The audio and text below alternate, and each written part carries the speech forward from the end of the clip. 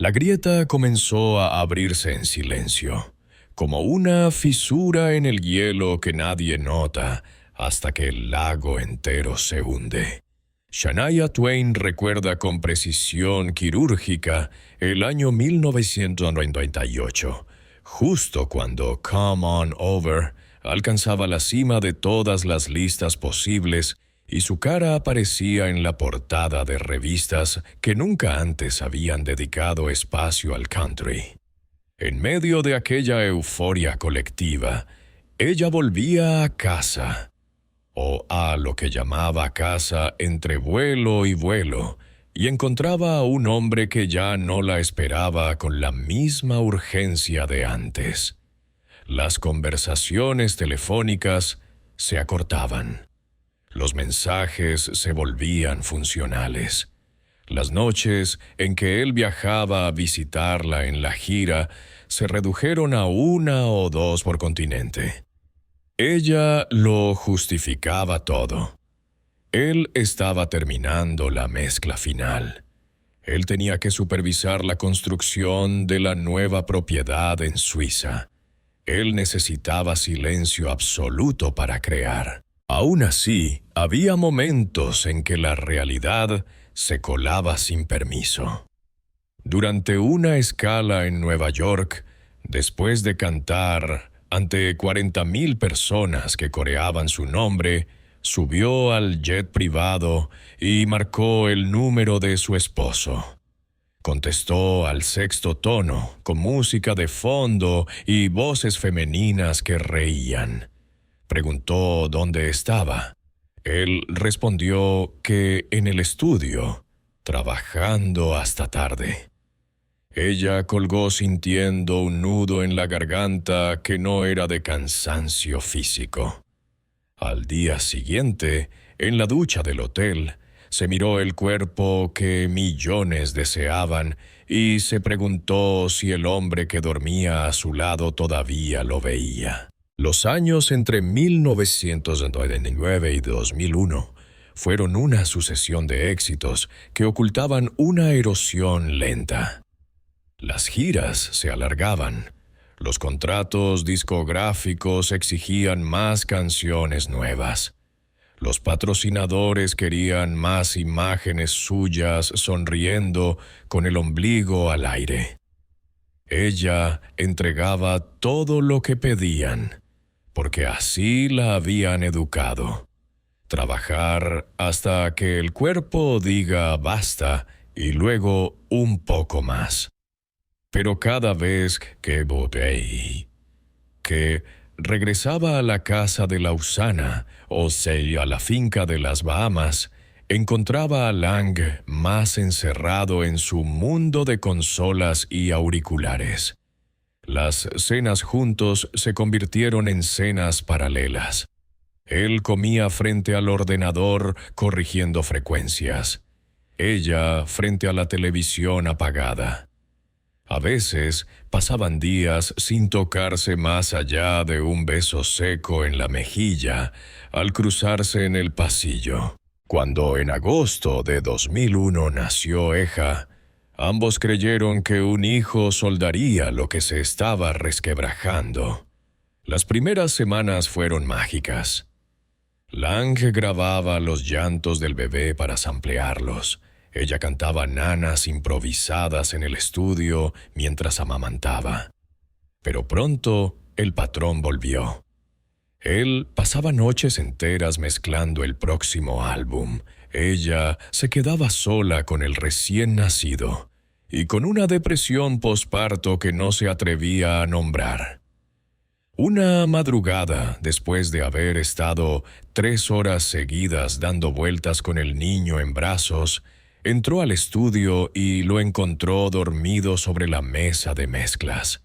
Lo observó durante largo rato y sintió, por primera vez con claridad absoluta, que ya no eran un equipo, sino 2 personas que compartían techo y apellido.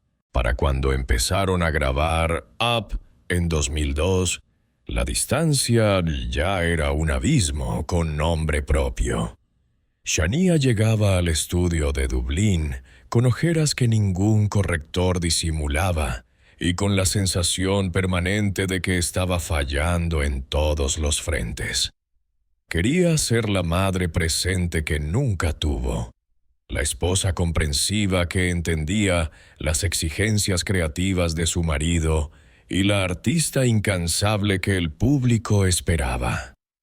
El resultado fue que no era ninguna de las tres cosas del todo. Durante las sesiones, Lang se volvía cada vez más exigente. Repetía tomas hasta que la voz de ella se quebraba. Criticaba la interpretación de letras que él mismo había escrito. Le pedía que sonriera más en las fotos promocionales, porque el público paga por la fantasía, no por la realidad. Ella obedecía, porque así había funcionado siempre su relación. Él decidía el rumbo artístico y ella confiaba ciegamente. Pero cada crítica era una pequeña astilla que se clavaba más hondo. Una tarde, después de que él descartara por 10ª vez una toma que a ella le parecía perfecta, se quedó mirando la cabina y preguntó en voz baja si todavía le gustaba cómo cantaba. Él, sin levantar la vista de la pantalla, respondió: «Técnicamente está bien, pero le falta alma».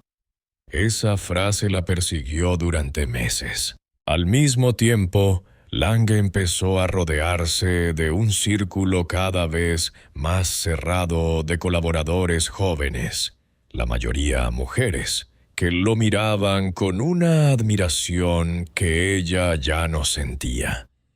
Una de ellas era Marie-Anne, la eficiente secretaria suiza, que organizaba sus agendas y que poco a poco se convirtió en presencia constante. Shania la veía reír con su marido de una forma que ella había olvidado que era posible.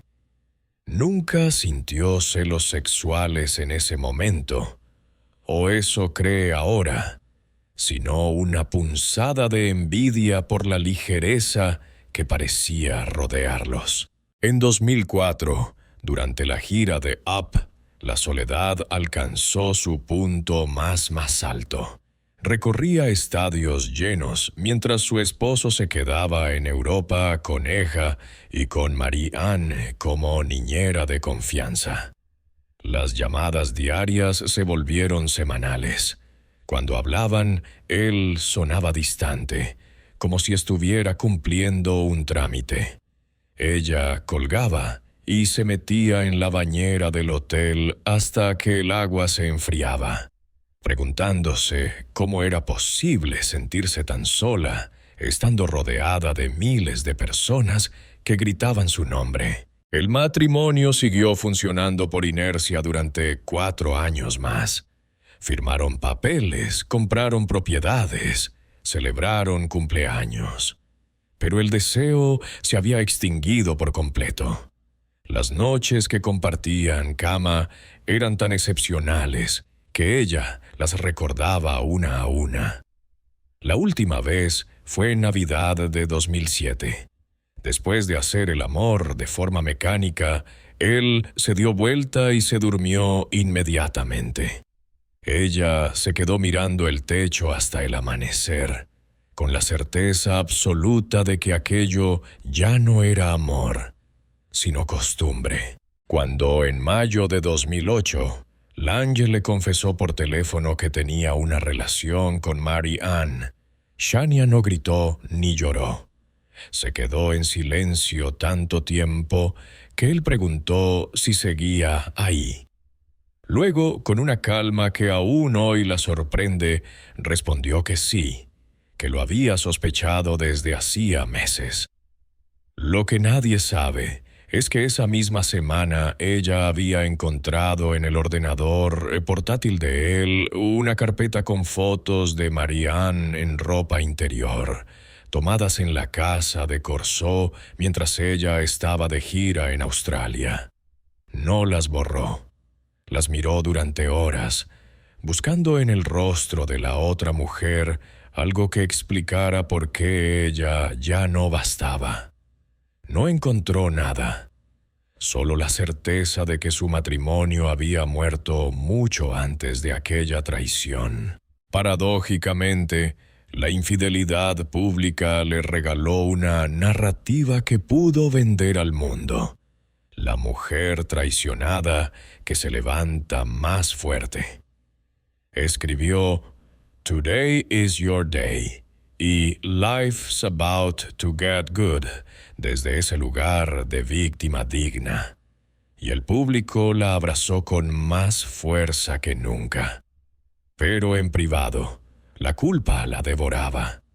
Se culpaba por no haber tenido el valor de terminar la relación cuando aún quedaba algo que salvar, por haberse quedado por miedo a perder la estructura que Lang representaba, por haber permitido que su autoestima dependiera tanto tiempo de la aprobación de un hombre que ya no la amaba. El impacto en su voz fue devastador. Los médicos hablaron de la enfermedad de Lyme, pero ella sabe que parte de la disfonía que sufrió entre 2011 y 2017 fue psicosomática. Cada vez que intentaba cantar, escuchaba en su cabeza la voz de Lang diciendo que le faltaba alma. Tuvo que aprender a cantar de nuevo desde cero, con profesores que no la conocían como la reina del country pop, sino como una mujer de 40 y tantos, con la voz rota y el corazón en pedazos. El encuentro con Frédéric Thiébaut, en medio de aquel caos, fue como encontrar oxígeno después de años respirando bajo el agua. Él no la miraba como un trofeo ni como un proyecto. La miraba como alguien que también había sido traicionado y que entendía el dolor de despertar una mañana y descubrir que la persona con la que planeaste toda una vida ya no está. Con él aprendió que el amor puede ser tranquilo, que no necesita fuegos artificiales para ser real. Se casaron el 1 de enero de 2011 en Puerto Rico, bajo una tormenta tropical que los obligó a refugiarse bajo un toldo improvisado. Ella recuerda que nunca se había reído tanto en una boda. El proceso terapéutico que siguió al divorcio duró casi una década y aún continúa. Shania empezó viendo a una psicóloga en Nueva York que se especializaba en trauma y codependencia. Durante las primeras sesiones apenas hablaba. Se limitaba a llorar en silencio mientras la terapeuta esperaba. Un día, después de 6 meses, soltó la frase que lo cambió todo. Creo que nunca supe quién era yo sin él. A partir de ahí, comenzó un trabajo arqueológico. Desenterrar a la niña que creció en pobreza en Timmins, Ontario, que vio a su madre sufrir violencia doméstica, que aprendió que el amor siempre venía con condiciones. Descubrió que su relación con Lang había replicado patrones que venían de su infancia. El hombre fuerte y controlador que provee a cambio de sumisión absoluta. Se dio cuenta de que cada vez que él criticaba una toma, ella escuchaba la voz de su padrastro diciéndole que nunca llegaría a nada. Cada vez que él la ignoraba, revivía las noches en que su madre biológica se encerraba a llorar mientras ella cuidaba a sus hermanos menores. El matrimonio no solo había sido una relación adulta, había sido la repetición amplificada de todas sus heridas infantiles. Parte del proceso incluyó escribir cartas que nunca envió. Una a su madre, agradeciéndole y pidiéndole perdón al mismo tiempo.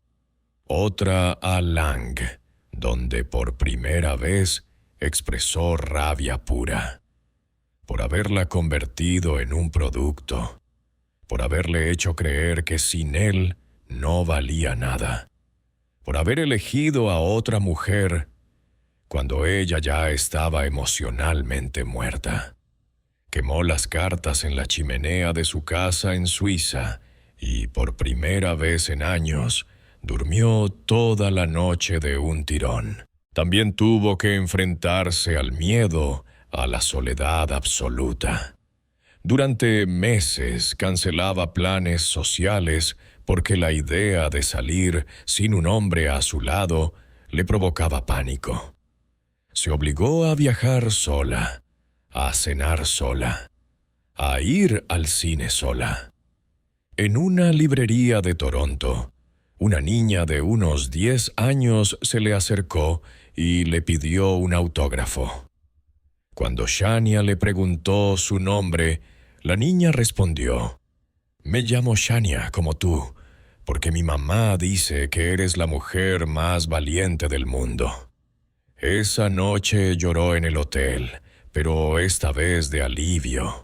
Alguien la veía valiente, sin necesidad de un hombre al lado.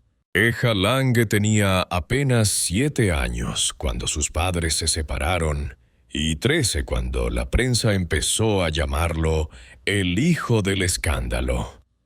Shania Twain recuerda con nitidez la tarde en que él, sentado en la cocina de la casa nueva en Corso, le preguntó directamente: «Mamá, ¿por qué papá ya no vive aquí?». Ella intentó explicarlo con palabras suaves, hablando de gente que deja de quererse de la misma forma. Pero el niño la interrumpió. «No, mamá, quiero la verdad. ¿Fue por la señora Marianne?». En ese instante comprendió que protegerlo de la realidad había sido un error. Su hijo ya había leído los titulares. Ya había escuchado susurros en el colegio privado de Gstad. A partir de ahí, decidió que nunca más le mentiría. Le contó todo lo que un niño de esa edad podía procesar: que papá había enamorado a otra persona, que mamá estaba muy triste, pero que nada de eso era culpa suya. Eja lloró en silencio, con la cabeza apoyada en su regazo, y luego preguntó si él también iba a perderla a ella algún día. Esa pregunta la persiguió durante años. Desde entonces hizo de la estabilidad emocional su prioridad absoluta. Nada de novios que entraran y salieran de casa, nada de mudanzas repentinas, nada de giras largas sin él. Cuando conoció a Frédéric, esperó casi 2 años antes de presentárselo formalmente, y aún así lo hizo con miedo. Eja tenía 11 años y la miró fijamente antes de decir: «Si la haces llorar, te odio para siempre». Frédéric se agachó a su altura y respondió: «Trato hecho». La adolescencia de Eja coincidió con los años más oscuros de Shania. La enfermedad de Lyme que le robó la voz, la depresión que la mantenía en cama días enteros, los ataques de pánico antes de subir al escenario. Él se convirtió, sin quererlo, en su cuidador emocional. Preparaba el desayuno cuando ella no tenía fuerzas. Le recordaba tomar los antibióticos.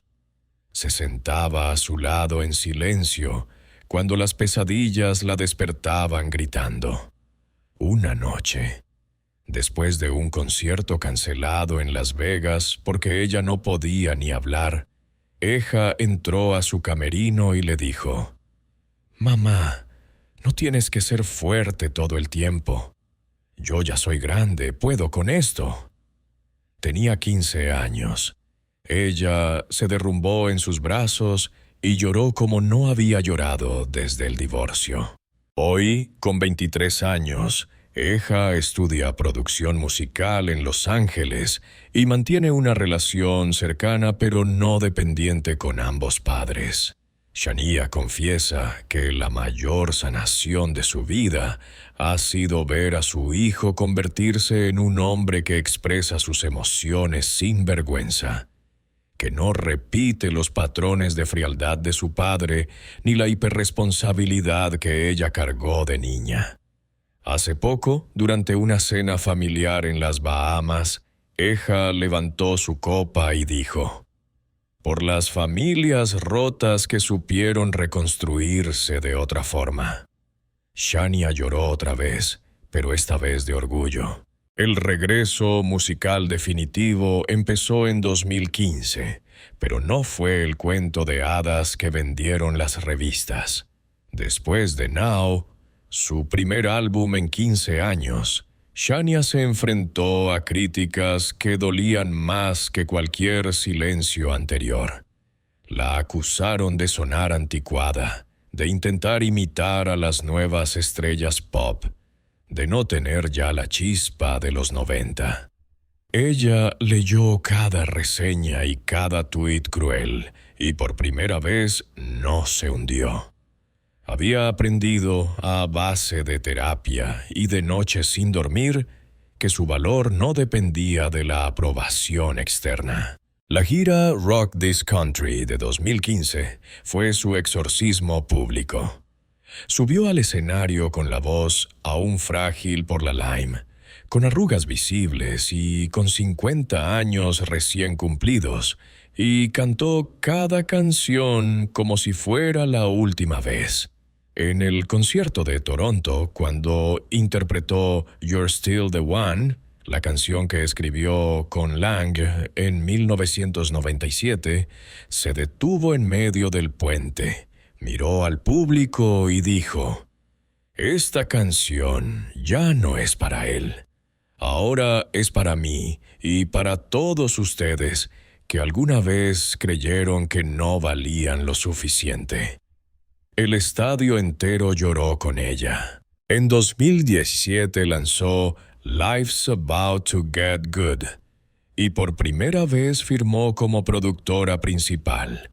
Trabajó con artistas jóvenes que la miraban como igual, no como reliquia. En el estudio se permitió cometer errores, reírse de sí misma, cambiar letras a última hora. Una tarde, mientras grababa los coros de Swinging with My Eyes Closed, el ingeniero de sonido le dijo: «Nunca te había oído cantar con tanta libertad». Ella respondió: «Porque por primera vez nadie me está diciendo cómo debo sonar». El álbum Queen of Me de 2023 fue la culminación de ese proceso. Lo escribió entero en su casa de Las Vegas, rodeada de mujeres, coristas, ingenieras, manager nueva.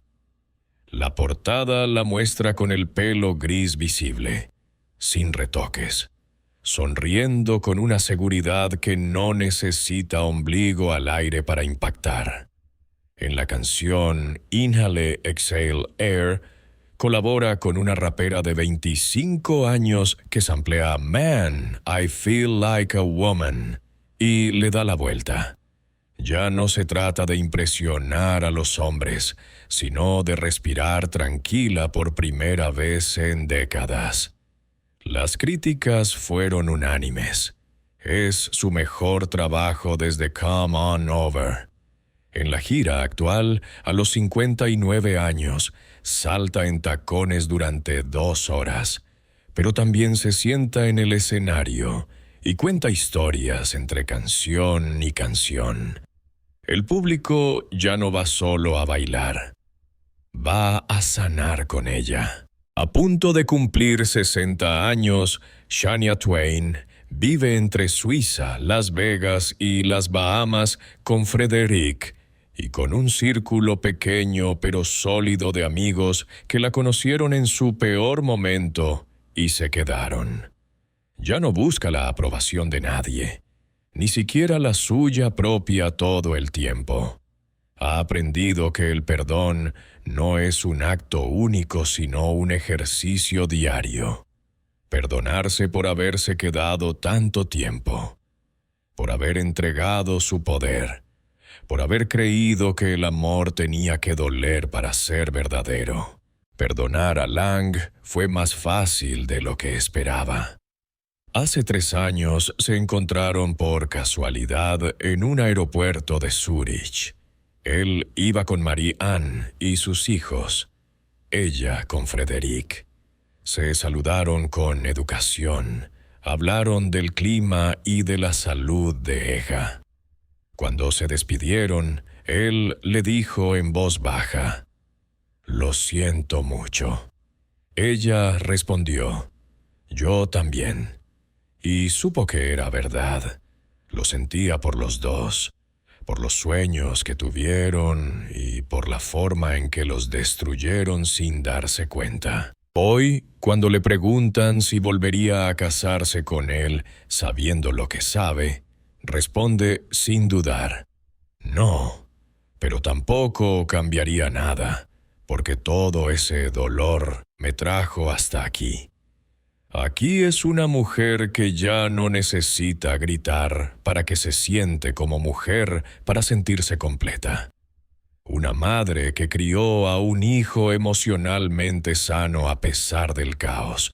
Una artista que volvió a cantar con su propia voz, después de creer que la había perdido para siempre. En su camerino, antes de cada concierto, tiene una nota pegada en el espejo que escribió ella misma hace años. «Cantas para la niña que fuiste, no para el hombre que te dijo que no eras suficiente». Cada noche, antes de salir, la toca con la yema de los dedos y sonríe. Y si el mayor acto de rebeldía no fuera nunca haberse ido, sino haberse quedado tanto tiempo callada. Y si la verdadera traición no fue la de él, sino la que tú te infligiste al creer que sin su amor no eras nada. Shania Twain ya no busca respuestas absolutas. Solo sigue cantando, respirando, viviendo. Y eso, a los 59 años, es la victoria más grande de todas. Comparte este reportaje con la persona que aún carga en silencio un dolor que cree que nadie entendería. Quizás al leer que incluso una reina del country necesitó décadas para decir su verdad, encuentre